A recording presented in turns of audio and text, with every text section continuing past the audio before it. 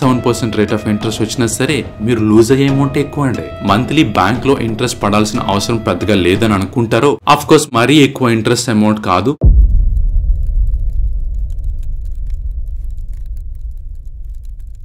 General గా మీరు ఏదైనా బ్యాంక్ లో ఫిక్స్డ్ డిపాజిట్ చేసేటప్పుడు ఇంట్రెస్ట్ ని ఎప్పుడు తీసుకోవాలి అనే ఆప్షన్ డిపాజిటర్స్ సెలెక్ట్ చేసుకోవాల్సి ఉంటుందండి. అలా మీరు మంత్లీ పేఅవుట్ అనే ఆప్షన్ ని సెలెక్ట్ చేసుకుంటే గనక అలా మీరు ఎర్న్ చేసిన ఇంట్రెస్ట్ అమౌంట్ ని సేవింగ్స్ బ్యాంక్ అకౌంట్ కి బ్యాంక్స్ క్రెడిట్ చేస్తుంటాయి. అదే మీరు క్వార్టర్లీ పేఅవుట్ అనే ఆప్షన్ ని సెలెక్ట్ చేసుకుంటే గనక మీ ఫిక్స్డ్ డిపాజిట్ పైన ఎర్న్ చేసిన ఇంట్రెస్ట్ పోర్షన్ క్వార్టర్లీ బేసిస్ లో అదేనండి ఎవ్రీ 3 months కి ఒకసారి మీ సేవింగ్స్ బ్యాంక్ అకౌంట్ లోకి క్రెడిట్ అవుతాయి. అదే మీరు మెచ్యూరిటీ ఆప్షన్ ని సెలెక్ట్ చేసుకుంటే గనక మీరు ఎంత టైం పీరియడ్ వరకు అయితే గనక డిపాజిట్ ని హోల్డ్ చేస్తారో ఆ టైం పీరియడ్ కంప్లీట్ అయిన తర్వాత మాత్రమే మీ డిపాజిట్ అమౌంట్ అదేనండి ప్రిన్సిపల్ అమౌంట్ తో పాటు మీ ఇంట్రెస్ట్ అమౌంట్ ని కూడా మీ సేవింగ్స్ బ్యాంక్ అకౌంట్ కి క్రెడిట్ చేస్తారు. మరి ఫిక్స్డ్ డిపాజిట్ లో రీఇన్వెస్ట్మెంట్ అనే ఆప్షన్ ఉంటుంది కదండి. మరి రీఇన్వెస్ట్మెంట్ అంటే ఏంటి? మీరు ఫిక్స్డ్ డిపాజిట్ క్రియేట్ చేసే టైంలో రీఇన్వెస్ట్మెంట్ ఆప్షన్ ని సెలెక్ట్ చేస్తే ఇంట్రెస్ట్ ని ఏ టైం పీరియడ్ కి క్రెడిట్ చేస్తారు, ఈ ఆప్షన్ ఎవరికి యూస్ఫుల్ లాంటి ఇంట్రెస్టింగ్ టాపిక్స్ ఈ వీడియో కంప్లీట్ గా డిస్కస్ చేద్దాం అండి. Welcome to Shravan info Telugu.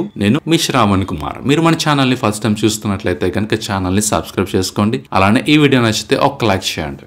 ముందుగా మీ దగ్గర లంసమ్ అమౌంట్ ఉండి ఏ బ్యాంక్ లో ఫిక్స్డ్ డిపాజిట్ చేద్దాం అనుకున్నా సరే అలా ఎఫ్డి ని క్రియేట్ చేసే ముందు రీఇన్వెస్ట్మెంట్ ఆఫ్ ఇంట్రెస్ట్ అనే ఆప్షన్ కోసం తప్పకుండా తెలుసుకోవాలండి. ఎవరైతే డిపాజిటర్స్ వాళ్ళు క్రియేట్ చేసిన ఫిక్స్డ్ డిపాజిట్ పైన ఎర్న్ చేసే ఇంట్రెస్ట్ మంత్లీ గానీ క్వార్టర్లీ బేసిస్ లో గానీ అవసరం లేదు అని అనుకుంటారో వాళ్ళకి ఈ రీఇన్వెస్ట్మెంట్ అనే ఆప్షన్ బెటర్ అండి. ఈ ఆప్షన్ లో ఫిక్స్డ్ డిపాజిట్ ని మంత్లీ క్వార్టర్లీ బేసిస్ లో మీ బ్యాంక్ అకౌంట్ కి క్రెడిట్ చేయరండి. సింపుల్ గా మీ ఇంట్రెస్ట్ ని క్వార్టర్లీ బేసిస్ లో క్యాల్కులేట్ చేసి మీ ఎఫ్డి బ్యాలెన్స్ అమౌంట్ కి ఇంట్రెస్ట్ పోర్షన్ ని ఎవ్రీ క్వార్టర్ యాడ్ చేసుకుంటూ వెళ్తాయి. దీని వలన డిపాజిటర్ కి మెచ్యూరిటీ టైంలో ఎక్కువ ఇంట్రెస్ట్ అమౌంట్ వచ్చే ఛాన్స్ ఉంటుంది. మరి ఈ రీఇన్వెస్ట్మెంట్ ఆప్షన్ లో అసలు ఎంత ఇంట్రెస్ట్ వస్తుందండి? అసలు ఈ ఆప్షన్ బెటరా కాదా అని ఒక చిన్న ఎగ్జాంపుల్ తో చూద్దామండి. ముందుగా మీరు ఒక 1 lakh rupees ని 2 years టర్మ్ కి 7% రేట్ ఆఫ్ ఇంట్రెస్ట్ ఇచ్చే ఎఫ్డి లో ఇన్వెస్ట్ చేశారు అనుకుందాం. ఇందులో మీరు మంత్లీ పేఅవుట్ ఆప్షన్ ని సెలెక్ట్ చేస్తే 2 years ఎండింగ్ లో మీకు ఎంత ఇంట్రెస్ట్ వస్తుందో చూద్దామండి. మీరు ఇక్కడ అబ్జర్వ్ చేస్తే గనక మీరు డిపాజిట్ చేసిన ఫిక్స్డ్ డిపాజిట్ అమౌంట్ ఎంత అండి? 1 lakh rupees కదండి. అలా మీరు మంత్లీ పేఅవుట్ ఆప్షన్ ని సెలెక్ట్ చేశారు కాబట్టి 2 years పీరియడ్ లో మీరు ఎర్న్ చేసే ఇంట్రెస్ట్ అమౌంట్ వచ్చి 13,914 rupees అండి. అలానే ఇంకో కేసు చూద్దామండి.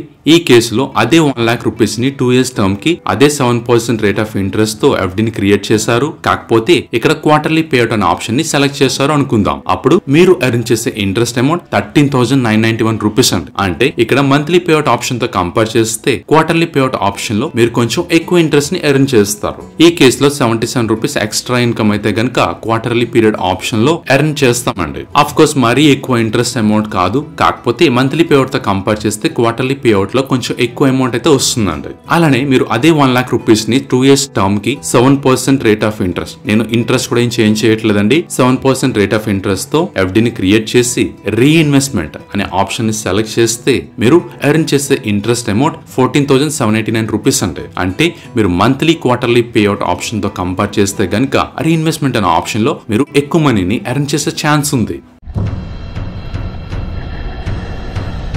మరి ఎవరు ఏ ఆప్షన్ ని సెలెక్ట్ చేసుకోవడం బెటరో ఓ సీక్వెన్స్ అయితే నేను చెప్తానండి. దాని ప్రకారం మీకు ఏది సూట్ అవుతుందో చెక్ చేసుకోండి. ఎవరైతే మంత్లీ బ్యాంక్ లో ఇంట్రెస్ట్ పడాల్సిన అవసరం పెద్దగా లేదని అనుకుంటారో వాళ్ళకి ఈ రీఇన్వెస్ట్మెంట్ ఆప్షన్ బెటర్ అండి. ఎందుకంటే ఇందులో అయితేనే మీకు ఎక్కువ ఇంట్రెస్ట్ అమౌంట్ వస్తుంది. మీరు ఎక్కువ మనీని ఇంట్రెస్ట్ ఫామ్ లో ఎర్న్ చేయాలనుకుంటే గనక ఎఫ్డీలో ఇంతకు మించిన ఆప్షన్ లేదు. అదే ఒకవేళ మీకు రీఇన్వెస్ట్మెంట్ ఆప్షన్ సూట్ అవుదా అనుకుంటే గనక వాళ్ళు క్వార్టర్లీ పేఅవుట్ ఆప్షన్ ని కన్సిడర్ చేయండి.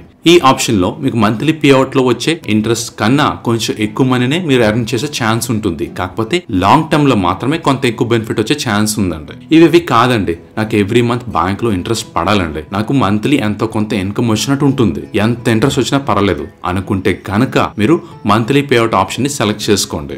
ఇలా మీరు ప్రాపర్ ఆప్షన్ ని సెలెక్ట్ చేస్తే గనక మీకు 7% రేట్ ఆఫ్ ఇంట్రెస్ట్ వచ్చినా సరే ఎక్కువ రిటర్న్స్ ని ఎర్న్ చేసే ఛాన్స్ ఉంటుందండి. అదే మంత్లీ క్వార్టర్లీ పేఅవుట్ లో అదే 7% రేట్ ఆఫ్ ఇంట్రెస్ట్ వచ్చినా సరే మీరు లూజ్ అయ్యే అమౌంట్ ఎక్కువ అండి, కాబట్టి మీ డబ్బులే పోతాయి. అలానే మీకు ఫిక్స్డ్ డిపాజిట్ లో టీడీఆర్ ఎస్టీడీఆర్ కోసం తెలుసుకోవాలన్నా, అంతేకాకుండా SBI HDFC లో FDs ని ఎలా క్రియేట్ చేసుకోవాలో వీడియోస్ కూడా చేశానండి. ఈ వీడియోస్ లింక్స్ అన్ని కూడా నేను డిస్క్రిప్షన్ లో ఇస్తున్నాను. ఈ వీడియో చూసిన తర్వాత అవసరం అయితే ఆ వీడియోస్ కూడా చూడండి. మరి రెగ్యులర్ FD కి రీఇన్వెస్ట్మెంట్ కి తేడా ఏంటి? రెగ్యులర్ FD లో మీరు డిపాజిట్ చేసే ఫిక్స్డ్ డిపాజిట్ బ్యాలెన్స్ అమౌంట్ అనేది కాన్స్టెంట్ గా ఉంటుందండి. అంటే మనం 1 lakh రూపీస్ డిపాజిట్ చేస్తే ఆ 1 lakh రూపీస్ పైన మాత్రమే ఇంట్రెస్ట్ ని క్యాలిక్యులేట్ చేస్తారు. అదే రీఇన్వెస్ట్మెంట్ ఆప్షన్ లో మీరు డిపాజిట్ చేసే fixed deposit balance amount every quarter పెరుగుతూ ఉంటుంది. కాబట్టి FD లో ఎప్పుడు కూడా ఎక్కువ బ్యాలెన్స్ ఉంటుంది, కాబట్టి మీరు ఎక్కువ ఇంట్రెస్ట్ ఎర్న్ చేసే ఛాన్స్ ఉంటుందండి.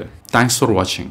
మన ఛానల్లో కంటెంట్ నచ్చి సపోర్ట్ చేద్దాం అనుకుంటే గనుక ఇక్కడ జాయిన్ బటన్ పైన క్లిక్ చేసి మీరు సపోర్ట్ అయితే చేయొచ్చు. ఈ అమౌంట్ ని మేము ఎక్విప్మెంట్స్ అలానే టూల్స్ పైన స్పెండ్ చేసి కంటెంట్ క్వాలిటీ ఇంప్రూవ్ చేయడానికి హెల్ప్ అవుతుందండి. అలానే ఈ వీడియో కంటెంట్ ఏదైతే ఉంటుందో దాన్ని మీరు క్విక్ గా డిస్క్రిప్టివ్ ఫార్మాట్ లో చూడాలి అనుకుంటే ఇకపై మన ప్రతి వీడియో కూడా sracademyindia.com వెబ్సైట్ లో ఉంటుంది. ఆ లింక్ కూడా ఈ వీడియో డిస్క్రిప్షన్ లో అలానే పిన్నెడ్ కామెంట్స్ లో కూడా ఉంచుతానండి. దాని ద్వారా కూడా మీరు చూడొచ్చు. Thanks for watching.